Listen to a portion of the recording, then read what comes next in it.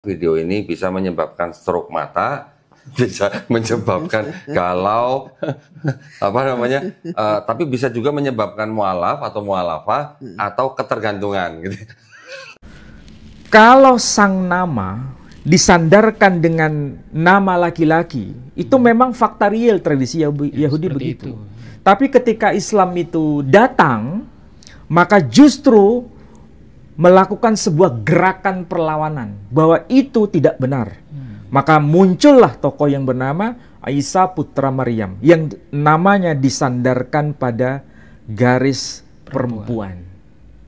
Apakah orang Yahudi menerima itu? Menurut Pak Edi menerima itu atau tidak? Ditolak. Orang Yahudi menolak. Iya. Bukan bicara menolak sebagai seorang rasul. Sudah pasti itu. Orang Yahudi menolak kenabian. Isa putra Maryam sebagai seorang rasul. Atau nabi, bahkan menolak beliau sebagai seorang nabi. Bahkan menolak beliau juga seorang Al-Masih. Coba bayangkan, 3 jabatan utama yang disandang oleh Isa putra Maryam. Yang pertama sebagai nabi ditolak, sebagai rasul ditolak, sebagai Al-Masih ditolak. Tetapi ini punya akar masalah. Kenapa ditolak?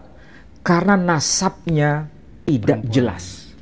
Nasabnya merujuk pada jalur perempuan. Itulah yang menjadi dasar mengapa orang Yahudi menolak semua gelar yang disematkan kepada Isa putra Maryam.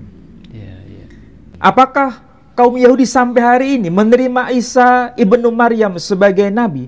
Enggak, ditolak. Apakah mereka menerima sebagai rasul? Tidak, ditolak. Apakah sebagai Al-Masih? Ditolak. Ditolak. Oh my goodness.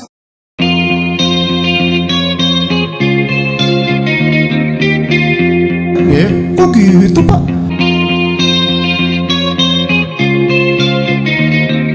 Kok gitu, Pak?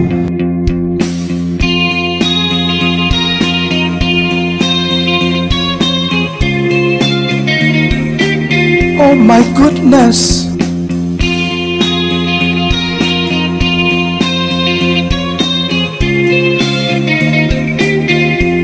Kenapa jadi Bapak marah-marah? Di dalam Bible yang saya buat ini itu terdiri dari beberapa poin, yaitu poinnya gini, ada yang kontradiksi Bible, ya, ada yang karena kesalahan terjemahan, ada juga yang karena kesalahan ilmiah gitu. Tujuan saya membuat kajian ini itu bukan untuk menyerang keyakinan orang lain atau menjelekkan atau apa gitu ya. Jadi kalau Quran misalnya diuji, dikritik segala macam, saya malah senang sebenarnya.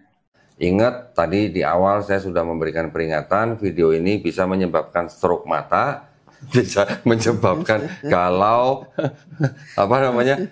tapi bisa juga menyebabkan mualaf atau mualafah atau ketergantungan gitu.